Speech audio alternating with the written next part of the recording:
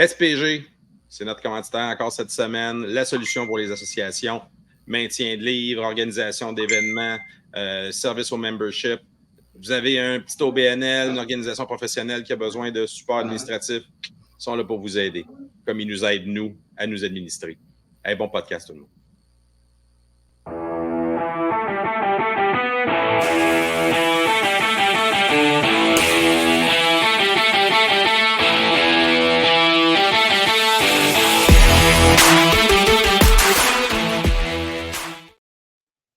Bonne semaine tout le monde en cette semaine préparatoire au premier clash de titans de la saison dans le RSEQ universitaire.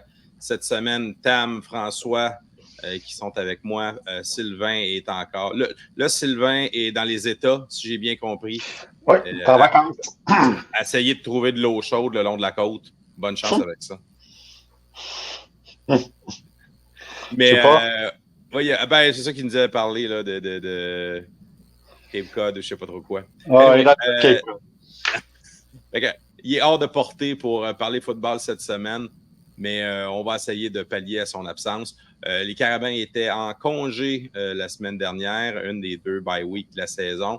Fait qu'on va revenir un peu sur ce qui s'est passé dans le RSEQ. On va parler de ce qui s'est passé dans le reste du football universitaire canadien brièvement. On va se faire un petit game preview de ce qui nous attend en fin de semaine. Les Carabins qui remontent. La 40 ou la 20, là, chacun a son opinion, mais on remonte pour se rendre à Sainte-Foy. Ouais, Team 40. Ouais, exactement, c'est ça. C'est pas compliqué. Madrid ou pas de Madrid? Ceux qui sont sur l'île et sa rive sud prennent la 20. Puis les étranges comme vous autres qui ça rive nord prendre la 40. Exactement. Parce qu'on veut surtout pas venir à Montréal si on n'est pas obligé. Exactement. Hein? Qui peut nous blâmer pour ça? Donc, c'est ça, on va se faire un petit game preview du match à venir. Donc, comme je l'ai mentionné, les résultats de la semaine, pour ce qui est de McGill à Laval, on va en parler brièvement, mais la logique a été respectée. L'autre match de la RSEQ, c'était Concordia à Sherbrooke. Un match qui a été des plus étranges. La météo semble avoir joué un gros rôle là-dedans. Mais je vous donne rapidement le résumé de ce qui s'est passé. Dans le fond, le score est un peu étrange. C'est un score en prolongation. Il y a eu 2 prolongations là, pour départager un gagnant. Mais l'histoire du match, c'est que la première demi a été au niveau du pointage exclusivement Sherbrooke. Après 2 quarts de jeu, c'était 21-0 les Renards sur leur pelouse. Et Sherbrooke étant Sherbrooke, cette année, c'est virtuose, c'est Mozart de la défaite, ont trouvé le moyen de laisser Concordia remonter pour s'en aller à 27-27 à la fin du temps régulier, pour ensuite aller en prolongation. 24-24 à la fin du temps régulier. 24-24, pardon. Sherbrooke avait la première possession en prolongation. On marquait un touché qui a été rappelé par une pénalité pour avoir retenu. Ils ont dû se contenter d'un placement. Concordia a fait un placement. Ensuite, on inverse les rôles. Concordia tente sa chance, se contente d'un placement. Et Sherbrooke, finalement, une autre pénalité pour avoir retenu, se met hors de portée de tir. Et la tentative de 52 verges échoue pour un score final de 30-27 Concordia qui l'emporte. Donc, des petits commentaires sur ce match-là. On ne l'a pas vraiment vu. C'était pas télédiffusé. J'ai bien apprécié la radio étudiante de Sherbrooke qui a fait un très bon travail. Et la radio étudiante, maintenant, ils sont même plus sur Énergie. Non, j'ai compris que c'était la radio étudiante, là, à moins que je me trompe. Énergie à Sherbrooke, c'est un peu une radio étudiante, mais dans la façon que tu parlais dans les commentaires, moi, j'ai compris que c'était une radio étudiante, là, mais avec la publicité et tout qu'ils faisaient. OK. Non, mais tu l'aurais vu tout de suite. C'est Énergie en région, c'est Énergie quand même, là. Non, j'aurais remarqué. Mais les commentateurs étaient très colorés. J'ai préféré cette analyse à celle qu'on a à Québec, parfois. J'écoute les matchs non télédiffusés de Laval, je les écoute à la radio généralement. Ils étaient moins partisans, très colorés. En tout cas, j'ai bien aimé leur travail. Je voulais juste le souligner. Je suis agréablement surpris d'entendre ça. Moi, je trouve ça le fun. Ouais. On pourra si à l'UDM, on pourrait que la radio étudiante reprenne le flambeau des matchs non télédiffusés, ça pourrait être bien aussi. J'aimais bien dans le temps. J'allais soulever exactement ça, Tam, que ça, en même temps qu'en parlant de ça, ça nous permet de soulever le fait que les carabins, eux, ne sont pas radiodiffusés et qu'on a probablement non, je sais pas que Chiz, c'est quand même sur la coche, mais CISM est quand même une radio étudiante sur la coche. Mais historiquement, là, la raison pourquoi, c'est que ça coûte fucking cher, puis qu'ils ne réussissent pas à le rentabiliser, puis que les carabins ne voulaient pas payer, la radio étudiante ne voulait pas payer, puis qu'en même temps, c'était tout le temps, en même temps que leur plus grosse émission qui était Fuego, genre. Ouais. Hey, là, ça fait une couple d'années que je n'ai pas syntonisé CISM. Je ne suis plus dans la démographique. Là. Mais tout ça pour dire qu'on préférait les avoir à la TV, ces matchs-là, ou au moins web diffusés, mais ils ont fait un bon travail à l'audio. Effectivement, la météo a joué un rôle en première demi. Il mouillait solide. Et je pense que l'avantage du terrain, Sherbrooke en a profité. Leur jeu au sol en première demi fonctionnait très, très bien. Ils ont réussi à bouger le ballon. Des petites passes courtes payantes qui ont progressé puis fait beaucoup de verges. Puis Concordia n'était pas capable de s'installer. Puis là, en deuxième demi, la pluie était presque plus là en début de deuxième. Fait que le roi chaud a commencé à distribuer le ballon. Les receveurs ont attrapé la balle. Et le reste, c'est history. Mais 2 semaines d'affilée que Sherbrooke perd après avoir des premières demi sous signe de domination, c'est inquiétant. Sherbrooke et les nouveaux McGill, ils cherchent de nouvelles façons de perdre semaine après semaine. Il manque de dureté du mental, nos amis de Sherbrooke. Il va falloir qu'ils retouchent à leur chaîne une fois de temps en temps. Je sais pas, je pense qu'ils ont été un peu trop conservateurs peut-être sur leur choix de jeu en deuxième demi pour essayer de... Ils ont fait plusieurs séquences que c'était des deuxièmes et longs puis sont allés par la course. Fait que ça a tué des séquences. Ils essayaient d'écouler le chrono, mais ça a plus ou moins fonctionné parce qu'ils n'étaient pas capables d'étirer leur séquence offensive. Puis Roy, il bougeait le ballon, puis ils ont été incisifs, là. C'est un mix des deux, je pense. Quand ta ligne offensive te scrape... Quand tu as le ballon 2 fois en prolongation, puis ta ligne offensive te scrape tes chances, ça ne pardonne pas bien. C'est plate parce que Sherbrooke, cette année, comme l'an passé, est une des équipes les moins punies. Tu sais, là, c'est depuis quelques années, au moins depuis Puis défensivement, ils sont très, très, très amochés. Là. La majorité de leurs leaders sont blessés, donc c'est des recrues qui ont pris la place. Donc, on va voir ce qu'ils vont faire. La semaine de congé va faire du bien. Ouais, j'imagine. All right. On va parler de l'autre match McGill à Laval. Comme je disais, la logique a été respectée. Là, ça s'est terminé en une correction en règle de Laval sur McGill. Par contre, Tam, tu disais que Laval a quand même... McGill a quand même tenu son bout de la corde, là, du moins en première demi. Là, en première demi, mais en début de match, 2 sacs du corps pour commencer sur Arnaud.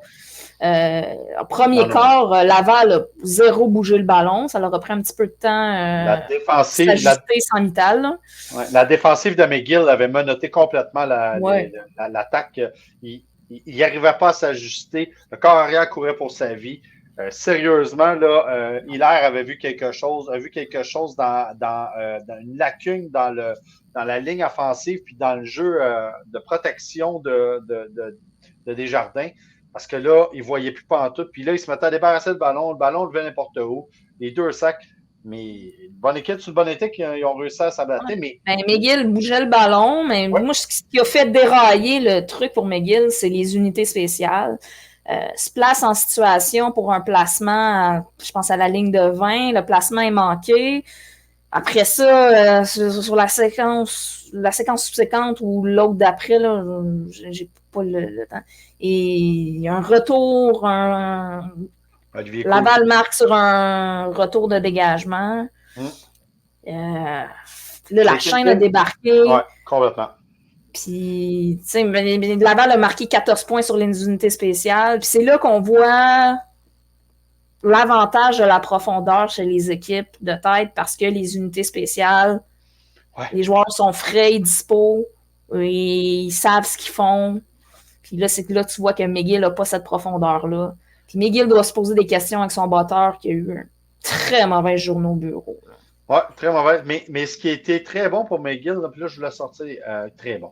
C'est une deuxième game en ligne où le jeu au sol a quand même, là, en deuxième demi, je pense qu'il était inexistant. Là.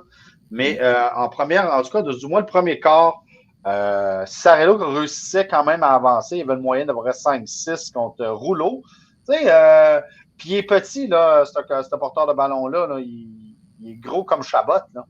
C'est Sarello, ouais. Ouais, il est jeune, là, il a 19 ans. 19 ans, il a été redshirté, il arrive d'un prep school américain. Là, c'est dans le fond, c'est Sarello qui fait les retours de bottée d'envoi. Il en a fait 7. C'est Barraquette qui a fait les retours de bottée de dégagement. Puis, juste pour la statistique coup de sûr, le botteur de placement de McGill, une seule tentative dans le match. Puis, donc, le reste, ça a été 9 dégagements. Ces dégagements n'étaient pas très, très précis et puissants. On parle d'une moyenne de 40, un long de 50. Ça n'a pas aidé la couverture. C'est effectivement pas grand-chose. Non. Puis après, ben, Laval a fait ce qu'il fait de mieux. Là, ils se sont mis à jouer. Il y avait un avantage. Fait là, ils ont recommencé à alterner leur porteur de ballon. Donc... Et l'entrée en scène de Valentine après un an et demi. Au quatrième quart, un peu ce qu'on avait fait avec Duff l'année passée. Là, donc,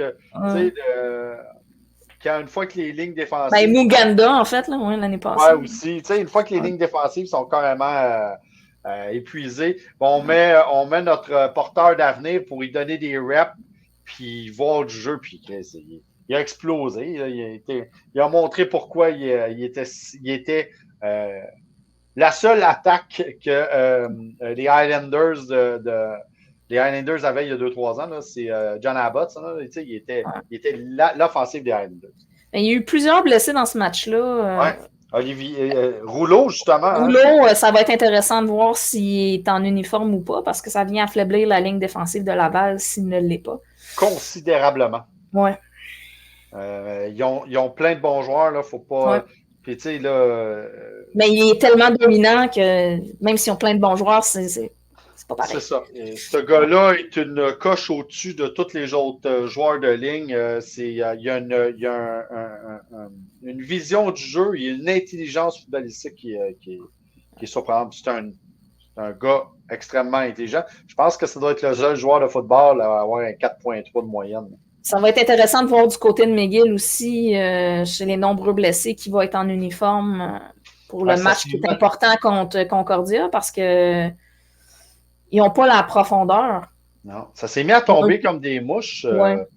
Leur deuxième QB s'est blessé. Éloi, il a fallu qu'il rembarque dans la partie. Oui, c'est ça. C'est Éloi blessé. Là, est-ce que la surface de jeu se rend compte? Est-ce que les mauvais traitements, tu sais, je sais pas, ça a commencé à tomber comme des mouches des deux côtés.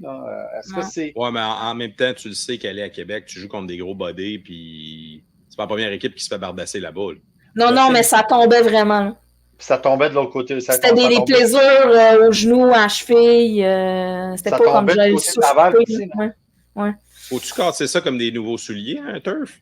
Je pensais pas faire ça de même. Mais la façon qu'il parlait, ce turf-là est vraiment plus spongieux. Ben, c'est ça. Il disait que c'était supposé réduire ce type de blessure-là. Oui, c'est ça. C'est supposé être le nouveau bouton à 4 trous, cette histoire-là. Mais bon. Oui, mais il y a peut-être juste le temps de s'adapter. Les joueurs, il faut qu'ils s'adaptent à cette surface-là aussi dans la façon qu'ils courent. Je pense que c'est un mix des deux. Non? J'ai de la difficulté à penser que c'est ça la réalité. Tu sais, Laval, c'est pas des idiots, là, Chris. Là, ils n'ont pas investi 1 million. Non, absolument. Mais c'était juste bizarre. C'était juste bizarre. Oui, c'est ça. Ils n'ont pas investi 1,2 million sur une surface de jeu sans être assuré. Surtout c'est la première chose qu'ils disent au monde. Cette surface-là est efficace de 20% pour réduire les blessures. Non. Anomalie statistique. Je pense complètement que c'est juste ça. All right. Donc, on voit le classement pour après cette semaine. Pas mal tout le monde a joué 2 matchs, sauf McGill et Sherbrooke qui sont en bas de classement malgré ça. Donc, tu le disais, Tam, McGill sera à Concordia pour ce qui pourrait être le tiebreaker pour la 3e place. Ouais. Samedi après-midi. Sur le site web de Concordia pour ceux qui voudraient regarder. Good. Et Montréal à Laval, ça va être dimanche, si ma mémoire est bonne, comme c'est souvent le cas à Québec. Donc, les Carabins et le Rouge et Or pour la première place à RSEQ pour une première fois cette année. Donc, le match est à TVA Sport, bien évidemment. Ouais, on regarde-tu rapidement ce qu'on avait comme autre match au pays? On l'a mentionné, là, c'était le festival de la dégelée. Surtout l'Ontario, c'était à sens unique. Fait qu'on va juste nommer les gagnants. Le McMaster, Laurier, Windsor, Queens, qui finalement sort des blocs, mais c'est contre Toronto, ça ne veut pas dire grand-chose. Puis tu me parlais avant Western. Le seul match intéressant de la fin de semaine était Western-Carleton. Carleton qui a un début de saison très impressionnant, qui ont tenu leur bout contre Queens aussi. Même s'ils sont 0-2, défensivement, sont très, très, très intéressants. Ils ont tenu en échec 2 équipes qui sont dans le top 3 de l'OUA. Fait que c'est ça. Western s'est sauvé avec la victoire au 4e quart. Carleton a mené tout le long du 3e quart. Oui, ils ont un horaire très difficile pour commencer la saison, mais ils vont avoir le reste pour surprendre contre des adversaires peut-être un peu plus à leur portée, malgré qu'ils ont fait belle figure. Dans l'Atlantique, Saint-FX l'emporte. St. Mary's qui s'inscrit au tableau contre Acadia. Ils se sont sauvés la victoire avec un jeu à la fin du 4e quart parce que Acadia ont presque réussi à avoir leur première victoire en 2 ans. Hey, ça fait 4 en sacrement cette game-là, 13-5. Ah, elle était plate. Je l'avais en background, puis je fais comme, OK, il va-tu arriver quelque chose? Puis là, St. Mary's réussit à faire un toucher offensif. Beaucoup de games de baseball dans l'Atlantique, hein? Oui, ça débloque. C'était de la belle température, par exemple, en fin de semaine. Là, les 2 premières semaines, ils ont eu souvent de la pluie, donc ça venait un peu jouer les trous de la fête. Mais, là, ils n'ont pas d'excuse, ils sont juste mauvais. Non, là, ils n'ont pas d'excuse. Et dans l'Ouest, la logique est pas mal respectée. Saskatchewan l'emporte. Alberta sur Manitoba. Et UBC qui écrase Calgary. On s'habitue pas, mais c'est ce que c'est. Leur corps arrière à UBC il serait en liste lui aussi pour le Crichton cette année. Déjà en partant, ça 2 games seulement. Ça 2 games? Oui, ça 2 games. Puis il serait déjà en liste pour le Crichton. Bon. Ouais. Moi, particulièrement, c'est pas le meilleur QB dans l'Ouest en ce moment, mais. Non, mais ce que certains analystes de l'Ouest disaient, c'est que il serait la nouvelle invention extraordinaire depuis Corner. Ouais, moi, le QB de Saskatchewan, pour sa première année en remplacement de celui que je ne suis pas capable de prononcer le nom, Nieus, qui était celui qu'on a vu, Nius, qu'on a vu la dernière fois au Sepsum il y a quelques années. J'en reviendrai pas sur ce match-là, mais il a très bien fait depuis le début de la saison. L'Alberta est très impressionnante aussi. Fait que ça va donner des duels intéressants cette semaine. Les joueurs de la semaine, je veux le mentionner parce que c'est quand même drôle. Joueur offensif, Chembe de Concordia qui a 100 verges et 1 touché. C'est pas des statistiques miraculeuses. C'est bien, là. C'est bien. Il aurait pu le donner à Desjardins. Là. Desjardins c'est ça que je trouve étrange. Défensive, Tremblay de Concordia. Ça va. Là. Souvent, c'est une combinaison.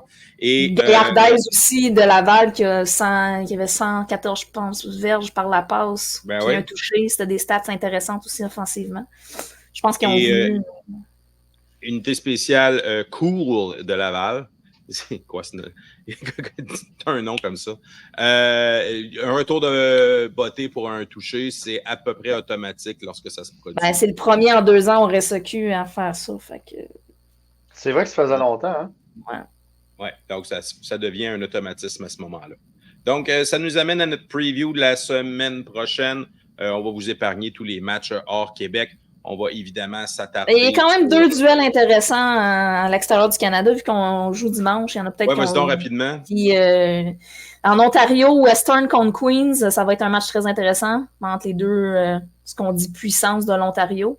Puis dans l'Ouest, il y a Saskatchewan versus l'Alberta. Les deux ont des fiches parfaites. Fait que ça va permettre de voir si Alberta est vraiment un contender cette année ou sont plus en milieu de peloton. All right. BU qui joue contre Acadia, ils ont une chance. Donc. Acadia n'a pas gagné en 2 ans, fait que j'espère qu'ils vont gagner à la maison. Là. Ouais. Donc, on l'a dit, McGill Concordia, ça, on en a parlé brièvement tout à l'heure, mais on va plus s'attarder sur Carabin, Rouge et Or, le match de dimanche. Donc, jusqu'à présent, on a 2 équipes qui se ressemblent un peu. Les statistiques offensives des Carabins sont quand même intéressantes cette année. Vous voyez, pour ceux qui sont en visuel, là, le tableau. Évidemment, Laval. Et on est à 1 touché de notre total de l'année passée par la passe. Oui, non, c'est ça. L'attaque des Carabins fonctionne très bien. À tout régime. Au sol, Laval, ça va bien. Il n'y a pas rien de nouveau là-dedans. Vos impressions sur ce match-là? On est encore dans du jeu de centimètres entre les lignes offensives ou il y a vraiment quelque chose qui Je sais pas. Je sais pas. C'est dur. Parce que les 2 équipes roulent bien en ce moment, en tout cas offensivement parlant. Ils ont chacune des lacunes à différents endroits défensivement. Moi, j'ai hâte de voir l'affrontement, puis qui va sortir gagnant. Les DB vont avoir une grosse journée des 2 côtés. Pour couvrir Dosso, pour couvrir Mittal. C'est là que ça risque de se jouer. Puis pour nous, faut se mettre dans une situation que c'est pas que ça ne joue pas sur déplacement parce qu'il y a encore beaucoup de points d'interrogation avec Boyer en ce début de saison. Ouais. Ça va être quelque chose de. Moi, je le vois comme une première historique.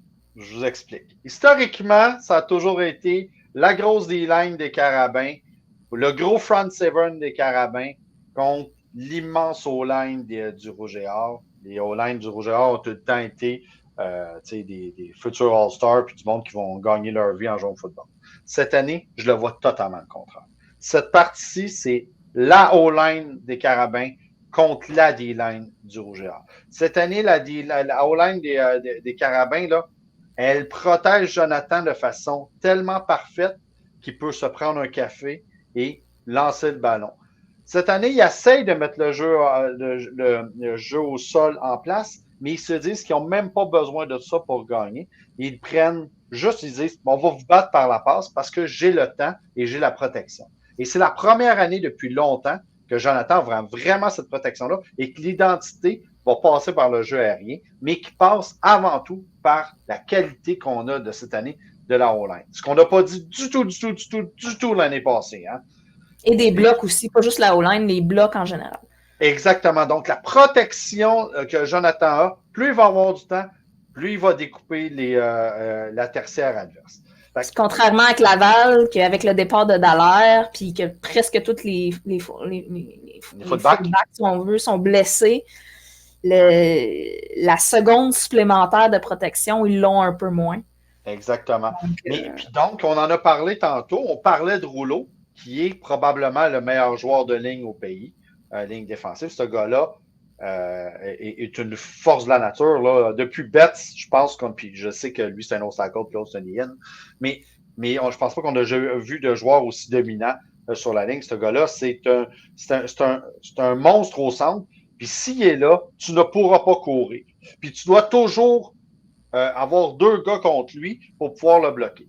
Qu'est-ce qui va arriver? Ça va être notre ami Adam qui va être là. Donc, il va falloir avoir des beaux. Puis, il est gros, mais il bouge aussi comme une ballerine, un peu comme notre ami Adam. Donc, ça va être ça de voir s'il n'est pas là. On va peut-être réussir à courir. Puis, vous avez vu la façon que Adam réussit à se déporter pour ouvrir les courses. Mais j'ai vraiment l'impression que même si Laval semble avoir une certaine lacune contre le jeu au sol, là, je dis certaines lacunes. Ça va être, j'ai l'impression qu'on va jouer vraiment aérien. Après coup, ça va être savoir comment on va être capable de contrôler, pas contrôler, de contrer l'attaque aérienne du criminel. Moi, j'ai très hâte de voir notre jeu au sol. Parce que là, ça va être un vrai test. Là. Ouais. On a vu des belles choses depuis le début de l'année. Puis là, est-ce qu'on va être capable d'ouvrir encore ces lanes-là puis de les courir, puis d'avoir des gros gains? Contre Laval, les gros gains, je pense qu'ils vont être moindres, mais si on est capable de gagner des 5 verges sur les premiers essais, ça ouvre le livre de jeu. Et il faudra voir comment, justement, après une semaine de suspension à brasser de la sauce à spaghetti, puis à se faire taper ses petits doigts, Mittal va agir. Hey, je peux-tu croire qu'il y a des bozos là-bas qui croient vraiment à ce qu'il avait lancé accidentellement une bouteille à travers un bar? En tout cas. Je ne rentrerai pas dans cette thématique. Non, mais quand je me suis mis à lire ça, il n'a pas fait exprès. Comment tu peux pas faire exprès de pitcher de bière à travers un bar? En tout cas, ceci est mon opinion. Mais lui, l'attaque de Laval est basée sur ce joueur-là. Ce qui est normal, c'est le meilleur joueur offensif au pays. Si je l'avais dans mes rangs, je lui lancerais les ballons 10 fois sur 10. Notre mission va être de limiter le nombre de jeux qui vont être faits en sa direction. Tu ne lancerais pas accidentellement, Frank. Hein, tu lancerais en sa direction, mais volontairement. Ah, Colin. Mais moi, je le ferais volontairement, puis pas d'un dent. Dans le mais numéro. c'est tout un joueur de football. Oui, c'est ça. Mais... Ah non. C'est pour ça que quand j'avais entendu les problèmes qu'il y avait eu, j'étais extrêmement déçu parce que, en tant qu'athlète de football, je le trouve extraordinaire. Mais là, il va falloir qu'on s'inspire de ce que McGill a fait l'année passée. McGill a été la seule équipe qui a été capable de contrer le jeu aérien l'attaque aérienne. En fait, pour McGill, Labrosse a réussi à contrer le jeu. Exactement. Dans les faits, c'est pas McGill, c'est qui avait mis le meilleur débit de la Ligue à ce moment-là, qui était là-bas. Donc, il va falloir faire la même chose. Mais notre meilleur débit, c'est Saint-Cyr, et qui n'est pas un pied de série. Mais est-ce que Saint-Cyr sera capable d'être l'ombre à côté de Mittal? Dans le type de tracé que Laval emploie, c'est pas la zone que Saint-Cyr couvre normalement non plus. Donc... mais je sais, mais c'est exactement ce que je te dis. Est-ce que le jeu, ça va être dire, on continue notre défensive ordinaire avec notre tertiaire, ou on met vraiment Saint-Cyr d'un culotte à Mittal? Bien que les années passées, on avait mis Bruno d'un culotte à Mittal, puis ça avait très bien marché. À part la course, là, quand il est sur le bord de la zone des buts et qu'il fait son petit crochet, là, tout le monde sait qu'il va se faire ce jeu-là. Je ne comprends pas pourquoi on l'arrête. C'est comme Ovechkin qui est dans le cercle au hockey. Faire un parallèle. Est juste trop fort. À cet endroit-là. Ouais. C'est ça. Fait que je pense que contrairement à les années passées, on va vraiment jouer aérien. De toute façon, on n'a pas vraiment de jeu aérien. Mais j'ai pas l'impression que ça va être un match qu'on qualifierait de roche. T'sais, on a tout le temps eu des bas scores. J'ai l'impression que ça ne sera pas ça dimanche. Non, parce qu'on a des attaques qui fonctionnent. Là. Il n'y a pas de raison que ça s'arrête tout d'un coup. Là. Ouais, puis notre. À moins que les deux défensives sortent jouent sa tête puis empêchent tout. Ça se peut très bien. Et les deux défensives ne sont pas les défensives qui donnent plus de sacs. T'as-tu sur combien de statistiques? OK, je me trouve les syllabes. Dans les tableaux que tu as mis. Ouais, le dernier, là, le comparatif. Ouais, combien de sacs les deux équipes? Est-ce qu'on a cette statistique-là? Team offense. Parce que... Là, tu l'as. Nick, 5 du côté de Montréal. 3, là, c'est compliqué parce qu'il y a des demi du côté de Laval. C'est à peu près équivalent. Je pense 4,5. 4,5 du côté de Laval. Ouais, ça se ressemble. Donc, grosso modo, c'est vraiment pas beaucoup. Pour ces deux grosses défensives-là qui ont toujours... Mais dans l'ensemble du RSEQ, depuis le début de la saison, c'est ça. Hein, on joue plus on respecte le jeu aérien, donc on est moins agressif. Ouais. Mais, mais avec un jeu aérien plus performant, c'est ce que ça fait aussi. Ouais. Si ton carrière est plus habile, plus apte à se débarrasser du ballon, moins de chances d'avoir des sacs. Quand tu as un carrière qui shake à tous les fois qu'il prend le ballon puis qui cherche ses receveurs, il finit par se faire rattraper par un joueur défensif. Fait que c'est une statistique qui reflète la qualité des carrières qu'on a aussi. Ça va être... Puis on s'amène aux Peps en très bonne santé. À part Moganda, qui est blessé parmi nos receveurs. Oui, le nôtre, mais il est blessé l'autre bord aussi. Là. Ouais. Je l'ai entendu dire, en tout cas, il laisse entendre, sous-entendre dans TVA Sport qu'il pourrait peut-être être en uniforme. Lequel? L'autre Uganda. Celui de Laval. Le porteur de Laval. Tant mieux, là, s'il peut jouer. C'est un joueur qui est intéressant à regarder, là, mais il n'aura pas joué de l'année. Je ne suis pas sûr qu'ils vont le mettre tout de suite. Ils vont le mettre probablement en fin de journée. Là, mais mettons que notre Muganda arrive, je ne sais pas qui qu'on enlève pour le faire rentrer, je dois avouer. Nos receveurs m'impressionnent cette année. Je continue à le dire qu'ils sont impressionnants. Le go est très, très impressionnant depuis le début de la saison.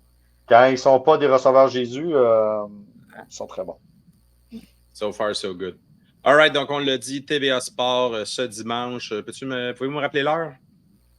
1h, je Le match est à 1h, je pense. Le match est à 1h. Excellent. Non, c'est ça, il n'y a pas de hockey après. Hein, ça ne mélange rien dans ce temps-là. Mais c'est qu'on est dimanche, fait que c'est à 1h au lieu d'être à 2h. À TVA Sport, d'habitude, c'est à 2h. Vous avez le choix, ça ou la NFL? Ouais, ça me fait chier un peu parce que là, je manque la NFL. Je peux purer des Jets.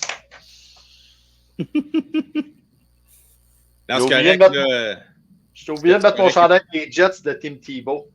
Le dernier record mondial de cette équipe. Jesus Tebow, let's go. Je peux pas croire que Tebow va avoir un plus grand impact avec les Jets que Rodgers.